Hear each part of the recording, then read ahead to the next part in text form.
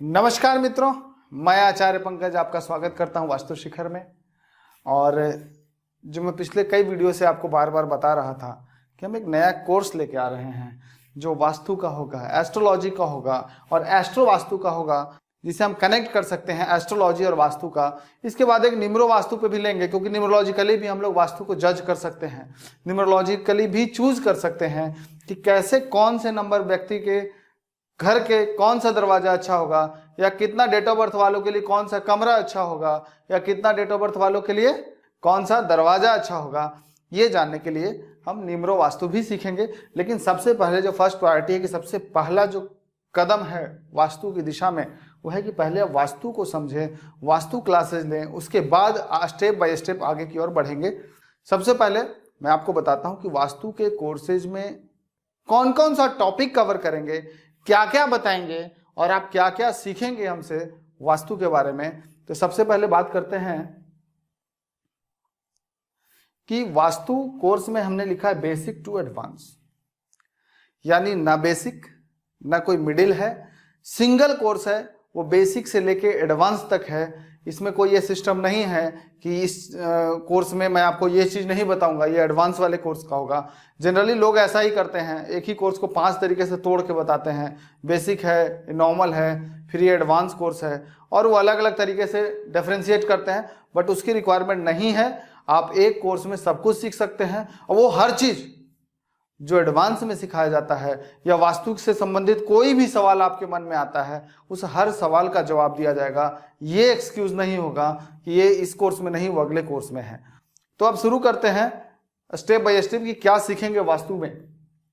वास्तु में एंशिएंट वास्तु और मॉडर्न वास्तु।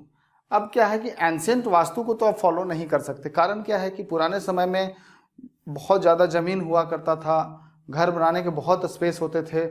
उस समय का आर्किटेक्ट अलग था, उस समय के वास्तु के कॉन्सेप्ट थोड़े अलग थे जो अब हम फॉलो नहीं कर सकते।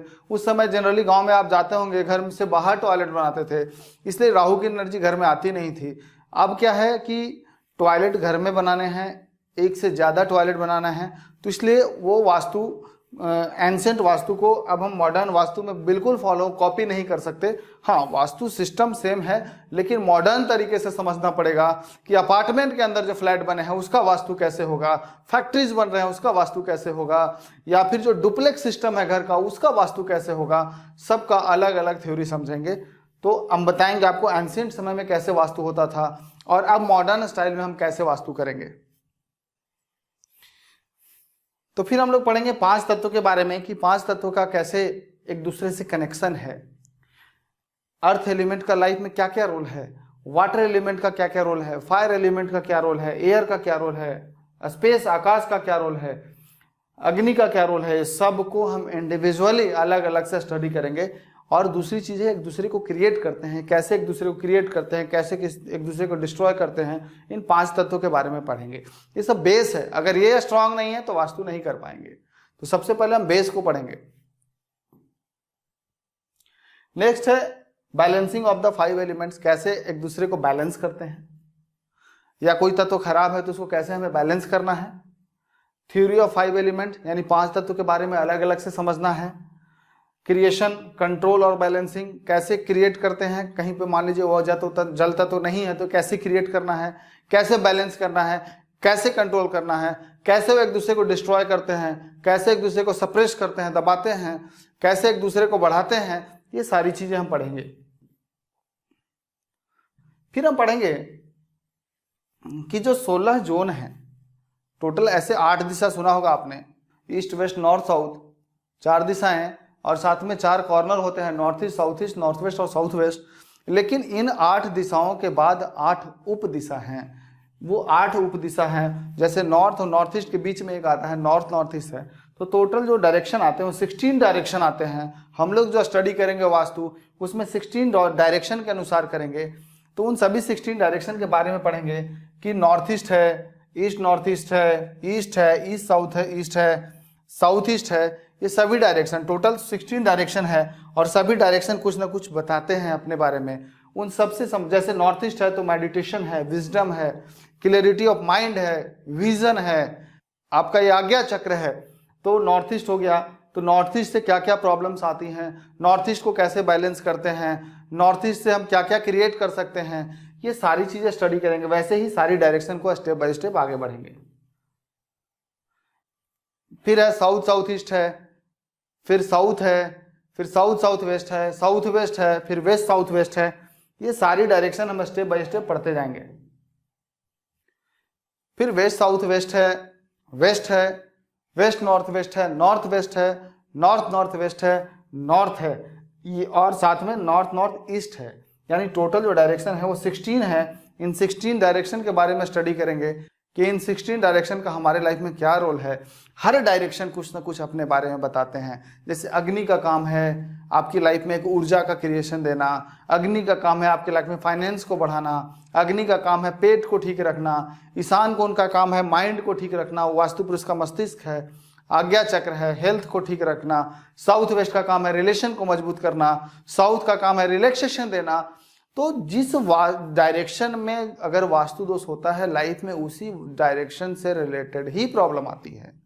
अगर किसी के घर में नॉर्थ खराब है तो नॉर्थ से रिलेटेड प्रॉब्लम आएगी, ईस्ट खराब है तो ईस्ट से रिलेटेड प्रॉब्लम आएगी।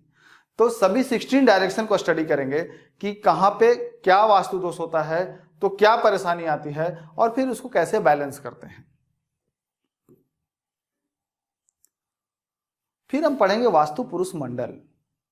वास्तु पुरुष मंडल यानी वास्तु पुरुष के पूरे शरीर को समझेंगे, पूरे बॉडी को समझेंगे कि जो उसके शरीर पे 45 देवी देवता विराजमान हैं।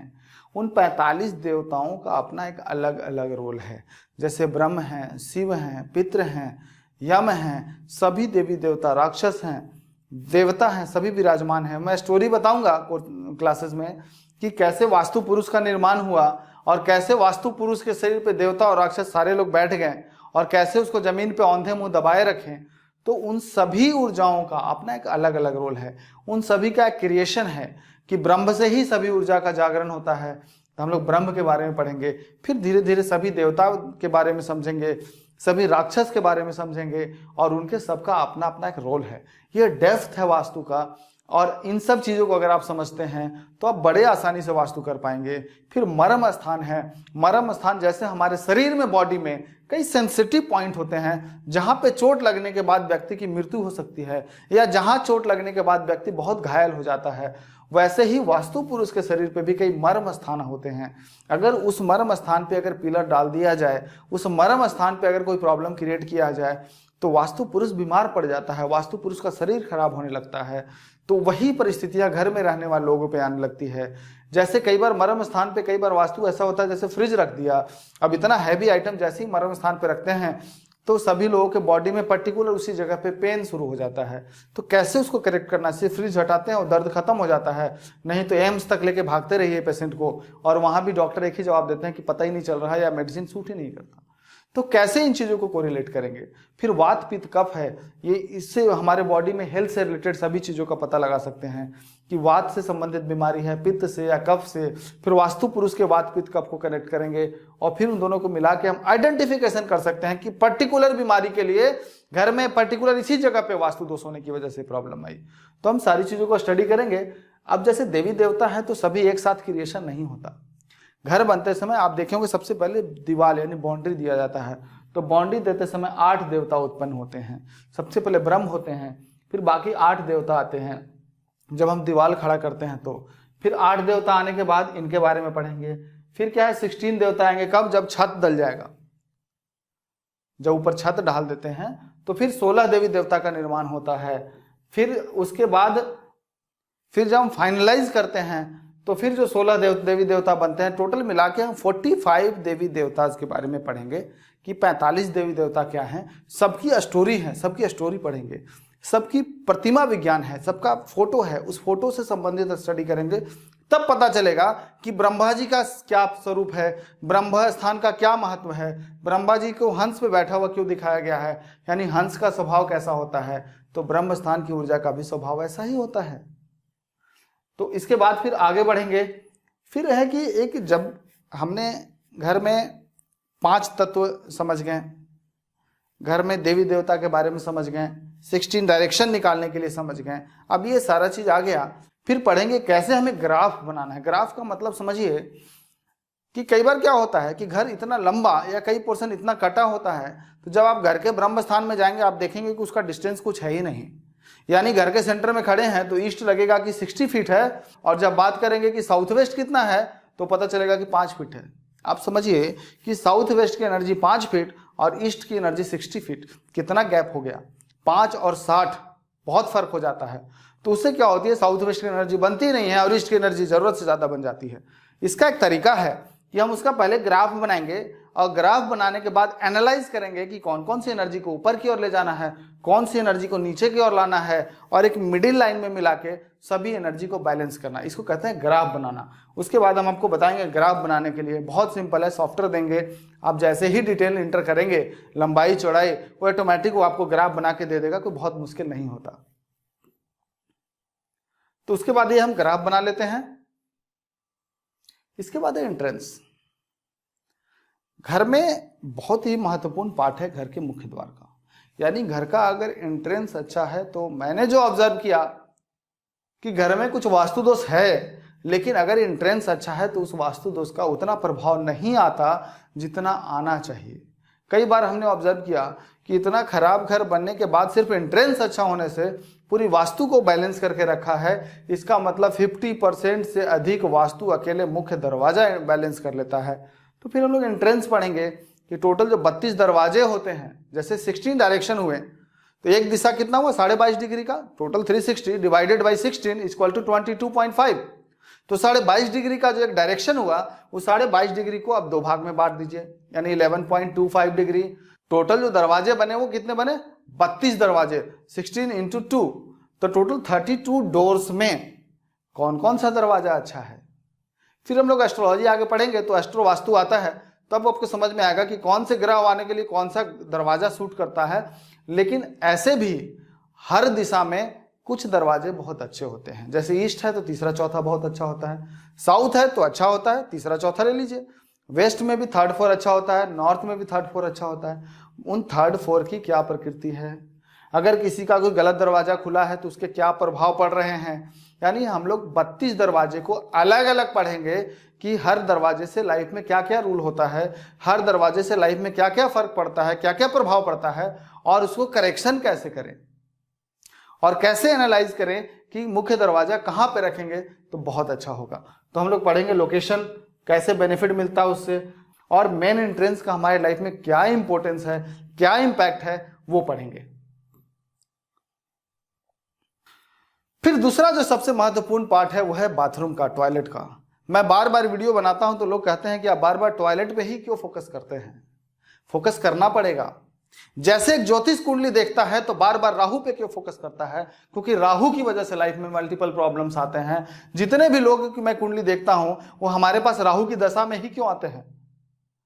अगर 100 कुंडली लेके आते हैं तो 100 में से 70 से 80% के बीच की जो कुंडली है वो या तो राहु की दशा में आते हैं या राहु की अंतरदशा में आते हैं। अगर आप वास्तु कंसल्टेंट बन रहे हैं तो आपको ये समझ में आना चाहिए कि घर में प्रॉब्लम का सबसे कारण टॉयलेट है, क्योंकि टॉयलेट यानी कि घर का राहु जैसे जन्म कुंडली का राहु होता है। अब आप समझिए कि जैसे जन्म कुंडली में राहु बैठ जाता है पंचम भाव में, अष्टम भाव में, धन भाव में बैठ जाता है तो दिक्कत देता है, विवाह के घर में बैठ जाए तो विवाह संबंधी दिक्कत देता है, पंचम भाव में बैठ जाए तो संतान संबंधी दिक्कत देता है। तो जो घर में यह टॉयलेट है, अगर इसका स्थान गलत हो गया या ये कहीं ईशान कोण में बैठ गया, अग्नि कोण में बैठ गया, नैऋत्य कोण में बैठ गया, नॉर्थ में बैठ गया या प्रॉपर वेस्ट में भी बैठ गया, तो क्या ये इंपैक्ट वही इंपैक्ट देगा जो जन्म कुंडली का होगा। हाँ, ज्योतिष में आप आगे पढ़ेंगे कि जैसे कुंडली में कौन से ग्रह का कैसा संयोग होता है राहु का, तब किस तरह के घर उनको ऑटोमेटिक मिल जाता है। दोनों तो कनेक्शन ही आपस में, तो वो अलग स्टडी करेंगे। लेकिन जैसे जन्म कुंडली में राहु के दुष्प्रभाव की वजह से लोग ज्योतिष के पास भागते हैं, वैसे ही घर में 90% टॉयलेट के दुष्प्रभाव की वजह से, टॉयलेट गलत जगह बन जाने की वजह से, और इसी टॉयलेट कहें या राहु कहें, इन्हीं की नेगेटिव एनर्जी की वजह से आदमी परेशान होकर वास्तु कंसल्टेंट के पास जाता है। तो हमें टॉयलेट पे फोकस करना ही पड़ेगा। हम लोग भी जब वास्तु करने जाते हैं तो नक्शा बना के सब कुछ ठीक दिखता है, शौचालय ही उसी जगह पे दिखता है, उसी का सबसे पहले रेमेडीज करना पड़ता है और उसी की वजह से बुलाया जाता है। तो आप समझ सकते हैं कितना महत्व है टॉयलेट का। तो affect of toilet in 16 direction यानी 16 दिशा में टॉयलेट के क्या क्या इफेक्ट्स हैं, अलग अलग इंपैक्ट्स होंगे, वो स्टडी करेंगे। टॉयलेट का वास्तु में क्या संबंध है, वास्तु में क्या महत्व है, वो स्टडी करेंगे। रेमेडीज क्या है टॉयलेट के, कि कैसे बिना तोड़ फोड़ के इस टॉयलेट का उपाय किया जाए। क्योंकि बड़े मल्टी स्टोरेज बिल्डिंग में या कई जगह ऐसे ऑप्शन होते हैं जहां पे हम डेमोलिशन नहीं कर सकते, जहां पे रेनोवेशन नहीं कर सकते, कोई तोड़ फोड़ नहीं कर सकते, वहां पे भी लोग बुलाते हैं। तो वास्तु तो करना है, तो कैसे बिना तोड़ फोड़ के उसके इम्पैक्ट को रिड्यूस किया जाए, कैसे बिना तोड़ फोड़ के उसके प्रभाव को कम किया जाए। तो ये बहुत ही महत्वपूर्ण हिस्सा है और जन्म कुंडली से भी इसको कनेक्ट करेंगे तो आपको बहुत आसानी से पता चल जाएगा। जैसे ही कुंडली देखेंगे आपको पता चल जाएगा कि उनके घर में कहाँ पे टॉयलेट बना है, या फिर अगर घर देख लेंगे और अगर टॉयलेट की स्थिति समझ में आ गई आपको, तो आपके दिमाग में तुरंत क्रिएट हो जाएगा कि ये इस दशा में घर बनाए थे और इनके कुंडली में राहु या जो ग्रह खराब है वो कहाँ बैठा है, आपको तुरंत पता चल जाएगा। नेक्स्ट है, अब टॉयलेट के बाद क्या आता है, रूम की लोकेशन, कौन सा रूम अच्छा है, रूम कहाँ बनाना चाहिए, बेड कहाँ लगाना चाहिए। ऐसे जगह तो नहीं लगा रहे हैं बेड जहां पता चलेंगे सोएंगे तो डिप्रेशन आ जाएगा, सोएंगे तो बीमारी शुरू हो जाएगी, तो वो सारे देखने हैं। रूम में सोने के अलग अलग इंपैक्ट होते हैं। आप भी देखिए, कई बार ऐसा लगता होगा कि एक पर्टिकुलर रूम में जाने के बाद आपको नींद नहीं आता, वहीं कहीं दूसरे रूम में अगर साउथ में सोने चले जाते हैं तो बहुत अच्छी नींद आती है। ये भी हम एस्ट्रोलॉजिकली समझ सकते हैं कि कैसे कौन से ग्रह के प्रभाव की वजह से उनको कौन से डायरेक्शन का कमरा सबसे अच्छा सूट करता है। शादी होने वाली लड़की है, उसका सबसे अच्छा रूम कहाँ होगा। कुछ ऐसे रूम है जहाँ पे सोने के बाद शादी ही नहीं होती, सिंपल सा ईशान कोण में सुलाएंगे बहुत लंबे समय तक तो शादी नहीं होती। तो हम कैसे जज करेंगे उनका बेडरूम कहाँ रखा जाए जिससे कि जल्दी शादी हो जाए। फिर है किचन। टॉयलेट के बाद दूसरा जो सबसे इंपॉर्टेंट रोल है वो किचन का है। अग्नि यानी हमारे शरीर में ऊर्जा का सोर्स, हमारे शरीर में एनर्जी का सोर्स है। तो अब आप समझिए, अगर गलत जगह किचन होगा या किचन कहीं ऐसे जगह बना दिए जो जल का स्थान है, नॉर्थ में ले जाके बना दिए। अब नॉर्थ एक तो खुद गया काम से, क्योंकि कुबेर का स्थान है, कुबेर भी खत्म, और वहां अग्नि डालने के बाद अग्नि भी खत्म, क्योंकि पानी में जब अग्नि डालेंगे तो खत्म हो जाएगा। तो अब वहां डाल देंगे, किचन बना देंगे, तो ऑटोमेटिक है कि पेट खराब रहना, पैसे रुक जाना, ये सारी प्रॉब्लम्स आने लगेंगी।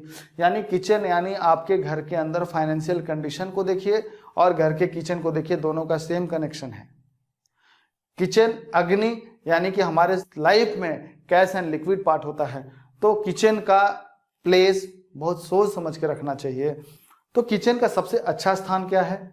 दूसरा, अलग अलग 16 डायरेक्शन में रखने के बाद किचन के क्या क्या प्रभाव आते हैं। हर दिशा में रखने के बाद किचन के अलग अलग इंपैक्ट है। वेस्ट में रखेंगे तो अलग है, ईस्ट में रखेंगे तो अलग है। तो उन सब के इंपैक्ट्स पढ़ेंगे, क्योंकि जब कोई फोन करे आपको तो आप उनकी प्रॉब्लम्स को पूछो। लोग जितना भी कोशिश करें कि मेरे घर का ये डायरेक्शन खराब है, आपको बिल्कुल नहीं सुनना। आपको सिर्फ उनके प्रॉब्लम पे फोकस करना है कि इन्होंने जो कॉल किया वो किस वजह से किया, इनकी लाइफ में क्या प्रॉब्लम क्रिएट हुए हैं। उस बात के सुनने के बाद आप खुद कैलकुलेट करें कि उनके घर में किस जगह पे ऐसा क्या चीज बना हुआ है जिसकी वजह से उनकी लाइफ में प्रॉब्लम्स आ रही है। आप उनको बताएं कि आपके घर की इस डिग्री पे ये चीज बना हुआ है, आप उसको कनेक्ट करें। आप देखेंगे, हैरान हो जाएंगे आप कि आप जो भी बता रहे हैं वो एकदम उसी तरीके से कनेक्ट होता चला जा रहा है। क्योंकि वो जो वास्तु बताएंगे उनको डायरेक्शन पता नहीं ढंग से, उनको ना एंगल निकालने आता, ना घर का शेप निकाल के, वो तो अंदाजा से बात करेंगे कि मेरे घर का ईशान खराब है, और जब आप पूछेंगे तो बोलेंगे कि नहीं मेरे घर में स्वास्थ्य सब कुछ अच्छा है। मतलब आप समझ लीजिए कि उनके घर के ईशान कोण में टॉयलेट तो नहीं है। वो चाहे जितना चिल्लाते रहे कि मेरे घर के ईशान कोण में टॉयलेट है, हमें नहीं मानना है।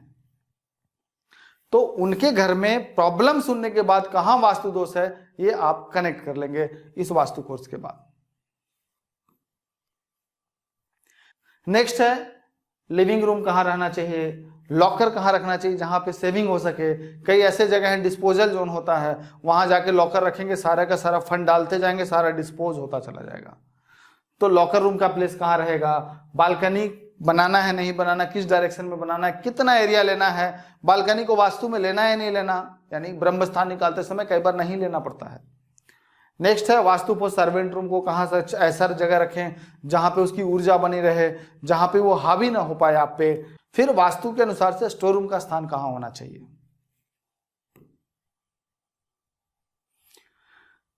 एक पार्ट सबसे महत्वपूर्ण उसके बाद आता है इंटीरियर का। घर बन गया, किचन भी बना लिए, बाथरूम भी बना लिए, टॉयलेट की लोकेशन डिसाइड हो गया, बेडरूम का हो गया, ड्राइंग एरिया का हो गया, सर्वेंट रूम हो गया, सब कुछ हो गया। अगला पार्ट जो आता है वो आप घर का आप क्या करते हैं, इंटीरियर करते हैं। इंटीरियर के टाइम पे क्या होता है, टीवी की लोकेशन कहाँ होनी चाहिए, एसी कहाँ लगना चाहिए, फ्रिज कहाँ लगना चाहिए, कलर्स क्या क्या होंगे कहाँ कहाँ, वॉशिंग मशीन का एरिया क्या होगा, इलेक्ट्रिक जो मीटर्स हैं या इलेक्ट्रिकल गजेट्स हैं वो कहाँ रखे जाएं, ये सारी चीज के बारे में स्टडी करेंगे। बच्चे का पढ़ने की जगह कंप्यूटर रखना है, मान लीजिए बच्चे स्टडी करते हैं तो उसकी प्लेसमेंट कहाँ होनी चाहिए, इन्वर्टर का प्लेसमेंट कहाँ होना चाहिए, हीटर कहाँ होना चाहिए, एयर कंडीशन कहाँ होना चाहिए, फिर मेडिसिन कहाँ रखी जाए जहाँ सबसे अच्छा इम्पैक्ट देता है, इन सब चीज के बारे में बताएंगे। ये सारा पार्ट इंटीरियर का है। कलर्स के बारे में स्टडी करेंगे कि कौन से डायरेक्शन में कलर करना चाहिए। कहीं ऐसा तो नहीं है कि नॉर्थ में पीला रंग कर दिया, पता चला कि सारा का सारा अपॉर्चुनिटी खत्म हो गई। किसी भी जगह पे नॉर्थ में अगर डार्क येलो कलर जैसे ही करेंगे, स्किन प्रॉब्लम, अपॉर्चुनिटीज खराब होने लगेगी, घर में नल में लेके जाने लगे, सेम प्रॉब्लम आने लगेगी जो नॉर्थ में बने हुए टॉयलेट से आता है, इतना खराब होता है वहां पे डार्क येलो कलर या गोल्डन कलर। तो वो सारी चीजें किसका पार्ट है, वो इंटीरियर का पार्ट है। तो इंटीरियर के बारे में पूरी स्टडी करेंगे। ये सब करने के बाद एक बहुत महत्वपूर्ण टॉपिक है रेमेडीज। रेमेडीज कैसे करें, तो रेमेडियल पार्ट को हम लोगों ने 5 स्टेप में डिवाइड किया है कि कैसे एनालाइज करना है, कैसे रेमेडीज करना है और कैसे एनर्जी को क्योर करना है जो उस घर में नेगेटिव एनर्जी है। तो सबसे पहले है एंट्रेंस की एनालिसिस करेंगे, घर का नक्शा बनाएंगे, एंट्रेंस देखेंगे कितने नंबर का एंट्रेंस आ रहा है, उसके बारे में पूछेंगे उनसे, वो बताएंगे कि हमारे इस तरह की प्रॉब्लम आ रही है कि नहीं। अगर नहीं आ रही है तो फिर चेक करेंगे कहीं एंट्रेंस हमने गलत तो नहीं ना डायरेक्शन निकाला, कहीं गलत तो नक्शा नहीं बना हुआ है, फिर क्रॉस चेक करेंगे, फिर आगे बढ़ेंगे। जब आप सही तरीके से मिलाएंगे तो जो भी एंट्रेंस होगा उसका प्रभाव उस घर में दिखेगा। दूसरा है हम लोग डिस्पोजल एरिया को मिलाते हैं। नक्शा बनाने के बाद डिस्पोजल एरिया में जाके देखेंगे कि यहाँ रखी हुई चीजें सालों से ऐसे की ऐसे ही पड़ी रहेगी, यानी अगर डिस्पोजल एरिया में कोई भी चीज रख दी जाए तो वैसे ही बेकार पड़ा रहता है, वो यूज में नहीं आता। तो फिर उसको कनेक्ट करेंगे, तब आपको सब कुछ समझ में आने लगेगा कि हमारा नक्शा अब सही बन चुका है, अब हम लोग वास्तु करने के लिए तैयार हैं। फिर है रूम की लोकेशन को एक्सेस देखेंगे कि रूम की लोकेशन कहाँ कहाँ है, उसके क्या क्या प्रभाव आ रहे हैं, गलत है या सही है। फिर है बैलेंसिंग ऑफ 5 एलिमेंट्स, जो 5 तत्व हमने पढ़ा वो देखेंगे कि इनके घर में 5 तत्व कहाँ कहाँ खराब हो रहे हैं, और जहां जहां भी खराब हो रहे हैं फिर उसको 1 बाय 1 हम लोग बैलेंसिंग करेंगे। जो पीछे पढ़ेंगे अब उसको अप्लाई करना है कि कैसे बैलेंस करें। फिर हम पढ़ेंगे कि प्रोग्रामिंग करना है, कि अब हमने बैलेंसिंग तो कर लिया, अब नेक्स्ट स्टेप है प्रोग्रामिंग। प्रोग्रामिंग क्या है कि कहाँ पे कौन सी पिक्चर लगानी है, कौन सी चीज को कहाँ से कहाँ रिप्लेस करना है, कैसे इन वास्तु दोष को खत्म करना है, क्या क्या रेमेडीज करनी है टॉयलेट के पास। फिर वो सारी फाइनल प्रोग्रामिंग करेंगे कि अब ये हो गया। अब हम लोग फाइनल प्रोग्रामिंग करने के बाद उनको बोलेंगे अब वास्तु आप शुरू कीजिए, हर 5-5 दिन के बाद एक वास्तु करना शुरू कर दीजिए, और जैसे ही फाइनल हो जाएगा तब फिर हमारा होगा 5वां स्टेप वास्तु पूजा। ये बहुत जरूरी है। जैसे एक व्यक्ति जब हॉस्पिटल जाता है, उसकी सर्जरी हो जाती है, तो फिर उसको हील अप करने के लिए मेडिसिन दी जाती है, वैसे ही वास्तु पुरुष के शरीर पे इतने सारे सर्जरी होने के बाद पूजा बहुत जरूरी है। वास्तु पूजा जो हमारे शास्त्रों के अनुसार से है, उस पूजा के बाद जो छेड़छाड़ से, जो सर्जरी से जो ऊर्जाएं डिसबैलेंस हुई हैं, जो एनर्जी डिस्टर्ब हुई है, उसको हील अप करने के लिए पूजा करते हैं। और वो पूजा करने के बाद वो सारी की सारी एनर्जी न्यूट्रल हो जाती है। फिर आप देखेंगे कि उसी घर में वो व्यक्ति पहले कितना परेशान थे और अब कितने खुशहाल हैं। 15 डेज के अंदर रेमेडीज करने के बाद आपको रिजल्ट दिखने लगना चाहिए। फिर है बिजनेस ग्रोथ, कैसे बिजनेस ग्रोथ करना है, कैसे नए कस्टमर्स को लाना है, स्टेबिलिटी कैसी लानी है, प्रमोशन कैसे, मतलब क्या क्या वास्तु उपाय करेंगे कि प्रमोशन मिल जाए जल्दी, बिजनेस में कैसे हमें मैजिकल ग्रोथ लाना है, बिजनेस नहीं चल रहा है तो हमें कैसे उसको ठीक करना है, कहाँ पे वास्तु दोष है, अगर वास्तु दोष नहीं भी है तो कैसे इंप्रूव करना है। ये एस्ट्रोलॉजिकली करेंगे तो और अच्छा रिजल्ट आता है, और नहीं भी तो जैसे मान लीजिए किसी को बिजनेस में ग्रोथ नहीं हो रहा तो ऑब्वियसली नॉर्थ इसका जिम्मेदार होता है। तो नॉर्थ की एनर्जी को जब हम बढ़ाएंगे तो स्वाभाविक है कि उसकी ऊर्जा बढ़ने लगती है। फिर एक्सपोर्ट इंपोर्ट का बिजनेस है, मान लीजिए, तो एक्सपोर्ट कैसे बढ़ाना है। पेमेंट है, अटक गया है, फंस गया है, पेमेंट आना रुक गया है, तो कैसे हमें पेमेंट को रिलीज करवाना है, कैसे अग्नि क्रिएट करके उसकी ऊर्जाओं को बढ़ा देना है जिससे कि वो पेमेंट आसानी से ला सके। बैंक लोन है तो बैंक लोन कैसे लेना है, कर्ज में डूबे हुए हैं तो कर्ज कैसे क्लियर करना है। एक तो नॉर्मल कर्ज हो जाए, होम लोन चल रहा है वो तो चलता रहेगा, लेकिन अचानक से ऐसा हो जाता है कई बार कि व्यक्ति ना चाह के भी कर्ज में डूबता चला जाता है, तो उसको कैसे रोकना है और कैसे उस कर्ज को क्लियर करना है, खर्चे को कैसे कंट्रोल करना है, कैसे इंप्रूव करना है। ये सारे व्यवसायिक यानी बिजनेस से रिलेटेड रेमेडीज हैं कि अगर कस्टमर कहता है कि मुझे इस तरह की प्रॉब्लम आ रही है तो उसको हम कैसे आगे बढ़ाएंगे, बिजनेस में अपॉर्चुनिटीज कैसे लाएंगे। फिर हम लोग चैप्टर बाय चैप्टर स्टडी करना शुरू करेंगे, चैप्टर बाय चैप्टर, एस्ट्रोलॉजी में भी और वास्तु में। हमारे पढ़ाने का एक सिस्टम है, हमारे पढ़ाने का एक अपना एक तरीका है कि चाहे ज्योतिष हो चाहे वास्तु हो, जब तक आप चैप्टर बाय चैप्टर स्टडी नहीं करेंगे तब तक आप पर्टिकुलर एक एक चीज को पकड़ नहीं पाएंगे। अदरवाइज ज्योतिष भी लोग 3-3 साल 4-4 साल सीखते हैं और उनसे बोला जाए इस पर्टिकुलर पॉइंट के बारे में बताइए तो उन्हें समझ में नहीं आता। हम लोग जो स्टडी करेंगे वो सारा टॉपिक बाय टॉपिक होगा, चैप्टर जैसे हेल्थ है, मैरिज है, एजुकेशन है, लिटिगेशन है, प्रॉपर्टी है, सबका अलग अलग से पढ़ेंगे। तो चलिए हम लोग पढ़ेंगे हेल्थ कि वास्तु और हेल्थ में क्या संबंध है, किस तरह की हेल्थ प्रॉब्लम होंगी तो घर में किस वास्तु दोष की वजह से होंगी उसको कनेक्ट करना, बेबी प्रॉब्लम है तो उसको कनेक्ट करना, न्यूरो रिलेटेड प्रॉब्लम है, माइग्रेन की प्रॉब्लम है तो कैसे उसको हम रिजॉल्व करें, कौन सा वास्तु दोष की वजह से होता है उसको क्योर करके इसको ठीक कर सकते हैं। कई बार क्या होता है, बीमारी होगी, मेडिसिन काम नहीं करता, तो क्यों काम नहीं कर रहा, आखिर में उस जगह को पकड़ना पड़ेगा और उसको ठीक करेंगे तो ऑटोमेटिक मेडिसिन भी काम करेगा और साथ में बीमारी भी खत्म होती चली जाएगी। तो हेल्थ के एक एक टॉपिक को घर के वास्तु और बीमारी इन दोनों को कनेक्ट करना सीखेंगे और कैसे उसको ठीक करते हैं ये सीखेंगे। फिर है रिलेशनशिप। रिलेशन में क्या है, आज के समय में बहुत बड़ा ये इशू है रिलेशंस को लेके। तो रिलेशन को कैसे मजबूत करना है, बॉन्डिंग को कैसे मजबूत करना है, फैमिली रिलेशन और बॉन्डिंग को क्रिएट करेंगे। मैरिज है, बेबी से रिलेटेड प्रॉब्लम आ रहे हैं, स्टेबिलिटी नहीं आ रही है कि वास्तु दोष क्या होगा तो रिलेशन प्रॉब्लम आते हैं, उसको कैसे ठीक करके हम रिलेशन को इंप्रूव कर सकते हैं, ये स्टडी करेंगे। नेक्स्ट है करियर। आज के समय में ये भी एक बहुत ही महत्वपूर्ण टॉपिक है। बहुत सारे लोग आते हैं करियर में ग्रोथ नहीं हो रहा है, तो वास्तु में कहाँ कहाँ करियर का संबंध है, कौन कौन से डायरेक्शन से करियर में प्रॉब्लम आती है और कौन से डायरेक्शन को ठीक करने के बाद करियर में इंप्रूवमेंट होगा, ये सारी स्टडी करके और फिर उनके मन में जो सवाल है वो जिस वजह से आपके पास आए हैं उनके क्वेश्चन का वास्तु से कनेक्ट करके उनका समाधान बताएंगे और उसके बाद देखेंगे कि कैसे इंप्रूवमेंट होता है। वास्तु बहुत ही मैजिकल रिजल्ट देता है जो ना जेम स्टोन दे सकते, ना ही कोई, अगर वास्तु दोष घर में है तो पूजा पाठ करने से कोई खास लाभ होता है। तो ये सारी चीज़ें काम नहीं करती। पूजा पाठ में है, पूजा करते हैं, फिर आप थोड़े समय बाद उसी घर में रहते हैं, फिर वो सेम एनर्जी आ जाती है, तो लॉन्ग टाइम तक रिलीफ नहीं मिलता। इंडस्ट्रियल वास्तु पढ़ेंगे कि एक इंडस्ट्री में वास्तु कैसे कैसे होता है, कि कैसे हम प्रोडक्शन को मैक्सिमाइज करें, ऑर्डर को कैसे लाएं, बेस्ट प्रोडक्ट क्वालिटी कैसे क्रिएट कराएं, लेबर प्रॉब्लम आ रही है तो लेबर प्रॉब्लम कैसे ठीक किया जाए, रॉ मटेरियल कैसे कहाँ रखा जाए जहाँ पे सही तरीके से उसका यूटिलाइज हो सके, वेस्टेज कैसे कंट्रोल किया जाए, कोई प्रोडक्ट खराब ना बने, सेल अच्छा होना चाहिए, ऑर्डर अच्छा आना चाहिए, अंदर एक पॉजिटिव ऊर्जा बनी होनी चाहिए जिससे कि लेबर, स्टाफ, वहाँ के मैनेजमेंट सब हंसते हुए बहुत ही पॉजिटिव एनर्जी के साथ काम कर सके। तो इंडस्ट्रीज के बारे में कैसे वास्तु होता है वो मैं आपको बताऊंगा, कैसे जो आ रही ऑब्स्टेकल्स हैं उसको कैसे ठीक किया जाए। तो ये सारी चीजें हैं।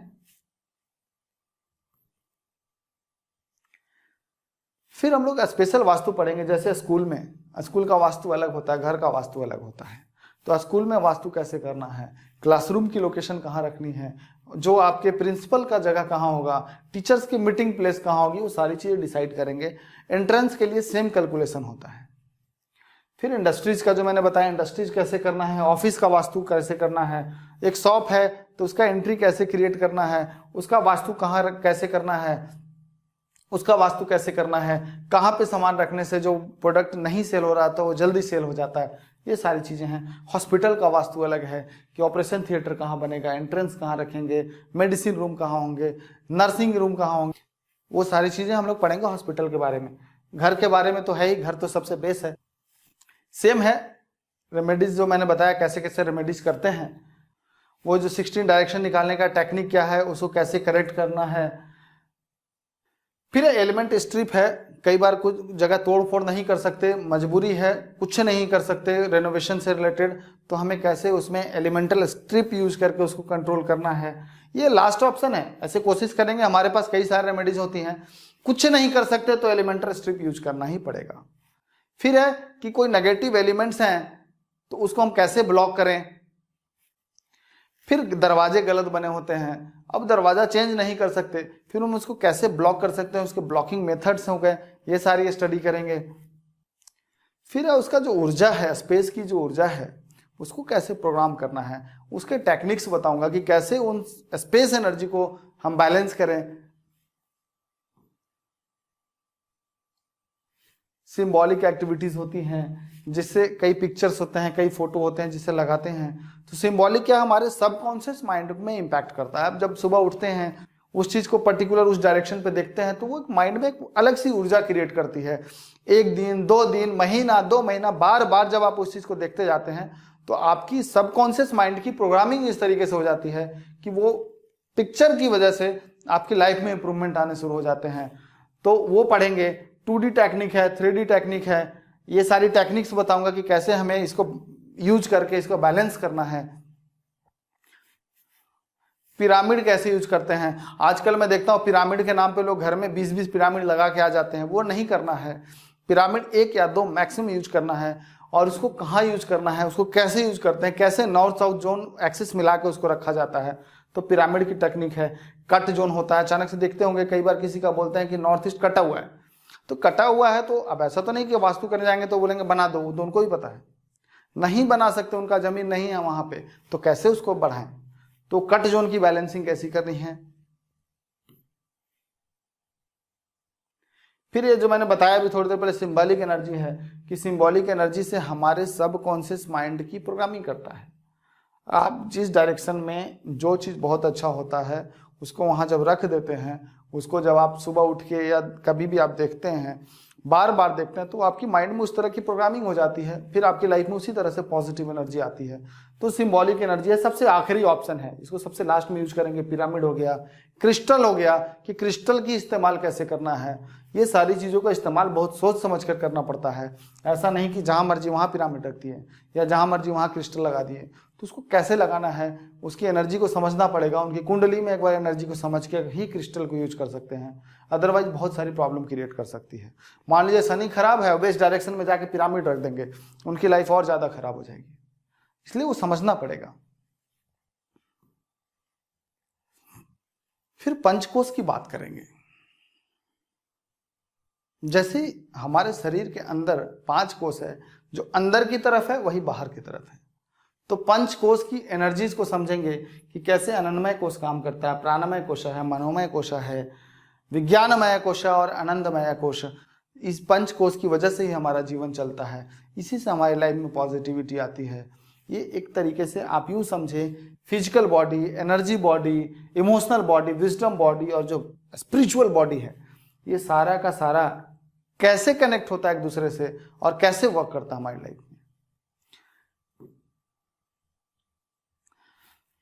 इसके बाद मेडिटेशन बहुत जरूरी है। अगर आप एक अच्छा वास्तु कंसल्टेंट बनना चाहते हैं तो आपको अभी से ही रेगुलर मेडिटेशन शुरू कर देना चाहिए। मेडिटेशन मैं सिखाऊंगा आपको कि कैसे मेडिटेट करते हैं, क्योंकि बहुत लोगों के मन में ये सवाल होता है कि बैठते हैं तो मन भागने लगता है, बैठते हैं तो बुरे बुरे ख्याल आने लगते हैं। अरे ये तो स्वभाव है मन का। आपने जो बचपन से अभी तक कूड़ा इकट्ठा किया, जब आप ध्यान में बैठते हैं तो वो डस्टबिन खुलता है, और जब डस्टबिन में गंदगी बहुत सालों से इकट्ठा है तो बदबू तो आएगी आएगी। तो इसका क्या मतलब है कि डस्टबिन को फिर से ढक दें? नहीं, अगर डस्टबिन को यूज करना है तो उसको खाली करना पड़ेगा, तो थोड़े समय तक बदबू आएगी तो आने दीजिए, वो स्वभाव है। वैसे ही मन का स्वभाव है। मन में बहुत सालों से जो कूड़ा इकट्ठा हो गया, विचारों का कूड़ा, जब हम ध्यान में बैठते हैं तो ऑटोमेटिक है कि वो सारा का सारा निकलने लगता है और वही हमें बेचैन कर देता है। तो मैं मेडिटेशन ऐसी टेक्निक बताऊंगा जिससे आपको प्रॉब्लम कम हो और ध्यान में आप अच्छे से बैठ सकें, और उसके बाद आप एक लाइफ में एक बहुत ही स्पिरिचुअल एनर्जी को महसूस करेंगे। अब है कि इस कोर्स को कैसे करेंगे और कितने समय का होगा और क्या चार्जेस हैं। तो चलिए सबसे पहले बताता हूं कि इस कोर्स के लिए आपको प्ले स्टोर में आपको सॉफ्टवेयर दे दिया जाएगा, उसका लिंक आपको शेयर कर दिया जाएगा। अभी आप हमारे व्हाट्सएप नंबर पे आप एक मैसेज डाल दीजिए, उसी व्हाट्सएप नंबर पे आपको एंड्रॉयड के लिए या एप्पल फ़ोन के लिए और साथ ही साथ वेबसाइट का लिंक, जिस वेबसाइट पे कोर्स अवेलेबल होगा वो आपको दे दिया जाएगा।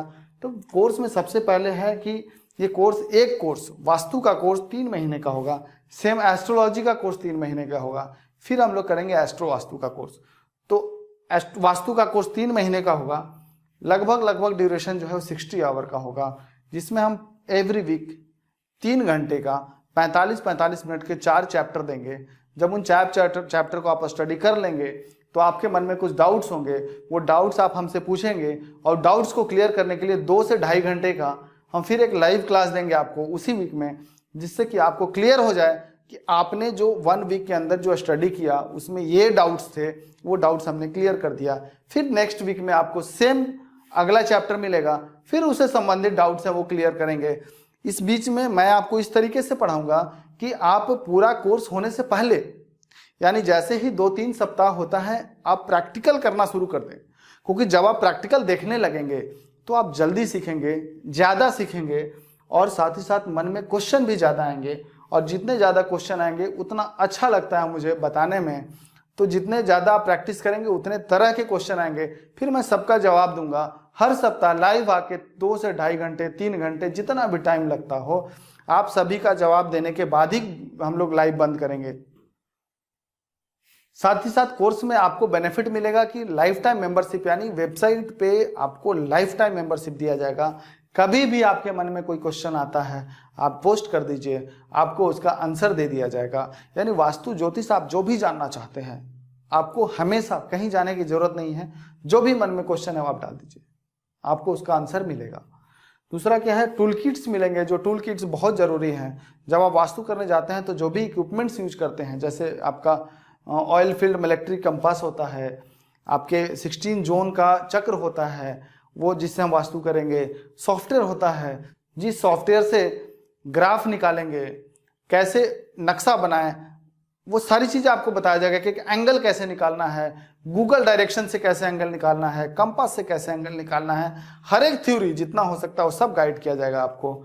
साथ ही साथ केस स्टडी मटेरियल, यानी कि हम लोग जितना भी वास्तु करते हैं वहाँ कुछ ना कुछ एक एक्सपीरियंस फील करते हैं। हर तरह अलग अलग वास्तु है, जैसे इतने सारे चेहरे हैं वैसे ही जब हम लोग घर में जाते हैं तो अलग अलग घर मिलता है, सब घर एक तरह नहीं होते।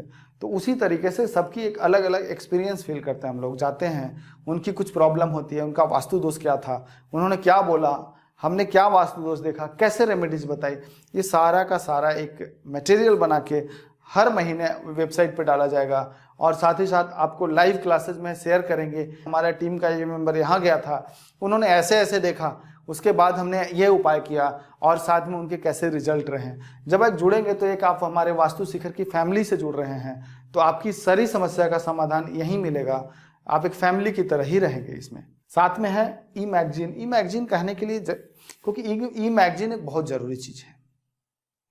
ये वो मैगजीन है जिसमें हम लोग तो आर्टिकल लिखेंगे, साथ में आप लोग बहुत कुछ अपने अपने लाइफ में फील करेंगे, वास्तु से रिलेटेड, ज्योतिष से रिलेटेड जाएंगे, कुछ नए नए एक्सपीरियंस करेंगे।